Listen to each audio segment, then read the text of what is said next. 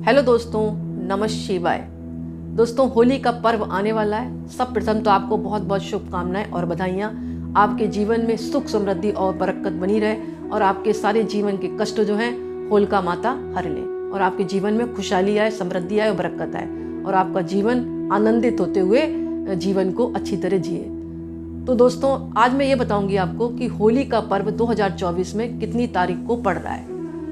दोस्तों, सब प्रथम मैं बताऊंगी कि फागुन पूर्णिमा 24 मार्च को सुबह 9:54 से आरंभ हो रही है, जो कि 25 मार्च को दोपहर 12:29 पर समाप्त हो जाएगी। ऐसे में जो होलिका दहन है वो 24 मार्च को मनाया जाएगा और रंगों वाली होली 25 मार्च को मनाई जाएगी। होली का त्योहार बुराई पर अच्छाई की जीत का पर्व है।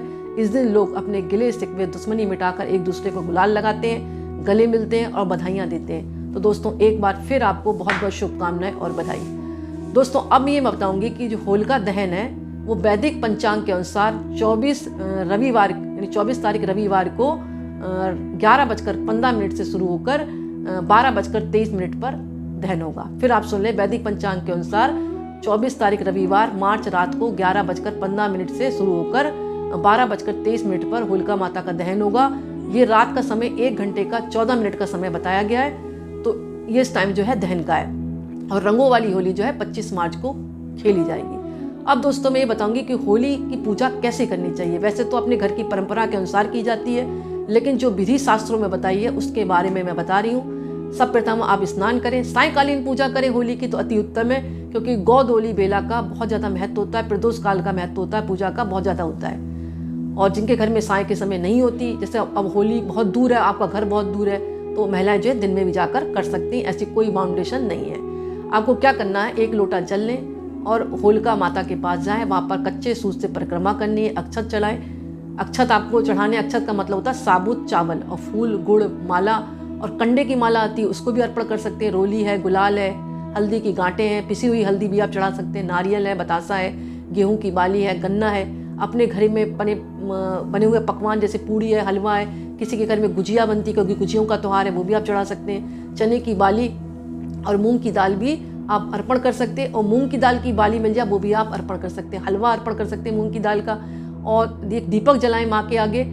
और आपको क्या करना है, ये जो काम आप करें पूर्व और उत्तर की तरफ चेहरा करके करें। वैसे शाम का समय 6:35 से रात 9:31 के बीच में करते हैं पूजा, तो अति उत्तम परिणाम मिलते हैं होली माता की पूजा करने के, क्योंकि 6:35 से रात 9:31 का बीच जो समय है वो प्रदोष काल का माना जाता है। शास्त्र कहता है अगर कोई व्यक्ति प्रदोष काल में होलिका की पूजा करता है तो उसके जीवन में सुख समृद्धि और बरकत बनी रहती है, जीवन की सारी नकारात्मकता दूर होती है।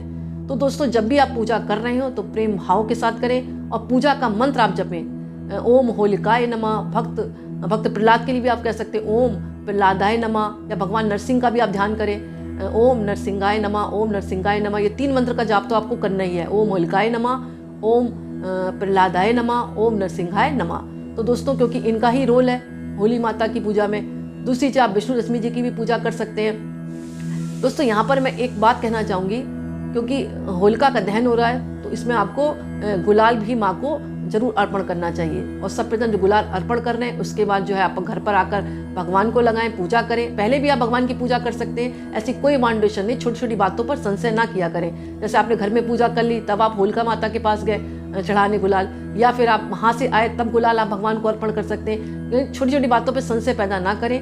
और भगवान की पूजा करने के बाद आप जो वहाँ से राख लेकर आते हैं ना, होली की राख, उसमें कपूर है, लोभान है, कुछ चीज़ें डालकर पूरे घर में धुनी दे। इससे घर की नकारात्मकता दूर होती है। अपने घर के प्रत्येक मेंबर को आप विश करें, अपने पति के चरण स्पर्श करें, उनको भी गुलाल लगाएं। अपने बच्चों से भी कहें वो आपके चरण स्पर्श करें और होली की बधाइयाँ दें। ये सब शाम को ही आप दे सकते हैं होलिका दहन के बाद, क्योंकि ये पर्व जो है बुराई पर अच्छाई की जीत का पर्व है। तो दोस्तों, यहाँ कहने की बात यह है कि आप जो है ओम होलिकाय नमः, ओम प्रहलादाय नमः, ओम नरसिंहाय नमः। दोस्तों, कहीं कहीं परंपरा यह है कि गोबर के जो है होलिका माता बनाई जाती हैं, छोटे से प्रहलाद बनाए जाते हैं, नरसिंह भगवान बनाए जाते हैं, विष्णु लक्ष्मी बनाए जाते हैं। अगर आप इतना नहीं कर सकते, गोबर के बना सकते हैं, तो आप उनका नाम लेकर भी स्मरण करके भी पूजा कर सकते हैं। दोस्तों, एक बात मैं और बताऊंगी, इसके पीछे एक छोटी सी कहानी आती है कि राजा हिरण्यकश्यप की जो संतान थी उसका नाम था प्रहलाद। वो बहुत ज़्यादा विष्णु भक्त था और विष्णु जी का मंत्र जपा किया करता था। जो राजा हिरण्यकश्यप को अच्छा नहीं लगता था, उन्होंने बहुत यातनाएं दी, बहुत समझाया, लेकिन जो प्रहलाद था वो विष्णु भक्त था, वो पूजा पाठ किया करता था। तो उन्होंने एक तरकीब सोची कि उनकी एक बहन थी होलिका, तो उसके पास एक शॉल थी जिसको वो ओढ़ती थी तो वो कभी भस्म नहीं हो सकती थी। तो उसने होलिका को कहा कि देखो तुम्हें वरदान भी है, तुम्हारे पास शॉल भी है, अगर तुम ये लकड़ियों के ढेर में बैठ जाती इसको अपनी गोदी में रख कर तो प्रहलाद जल के भस्म हो जाएगा, और तुम तो बुआ हो, वो तुम्हारी गोद में बैठ भी जाएगा। अच्छा, होलिका को पता था कि मैं जलूंगी नहीं, मेरे पास शॉल भी है और मेरे को वरदान भी है।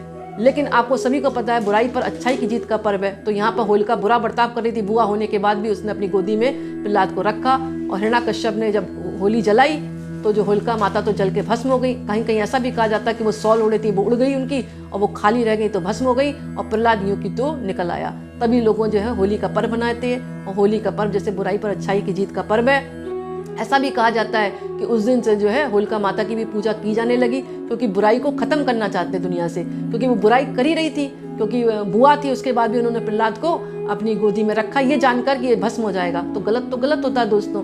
तो होलिका माता का जो दहन है वो इसीलिए किया जाता है हर साल की बुराई पर अच्छाई की जीत का प्रतीक है। और जब होलिका माता रात को जल जाती है सब गुलाल लगाते हैं, गले मिलते हैं, बधाइयाँ करते हैं, क्योंकि आज बुराई खत्म हुई है इसलिए गुलाल लगाया जाता है। तो दोस्तों ये कुछ परंपराएं हैं और ये कहानी है इसके पीछे। और आपको सभी को पता है कि भगवान विष्णु के प्रहलाद बहुत ज़्यादा कर्रे भक्त थे, और नरसिंह अवतार उन्होंने लिया था। नरसिंह अवतार के बाद उन्होंने राजा हिरण्याकश्यप का वध किया था, तो इसीलिए नरसिंह भगवान की भी पूजा की जाती है। तो दोस्तों अंत में आपको बहुत बहुत बधाई और शुभकामनाएं, आपके घर में सुख समृद्धि और बरकत बनी रहे। आपको फिर से हैप्पी होली। तो दोस्तों आज का वीडियो मैं ही समाप्त करती। पसंद आए तो लाइक करें, दूसरों को भी शेयर करें, और कमेंट्स में नमः शिवाय जरूर लिखें। बहुत बहुत धन्यवाद।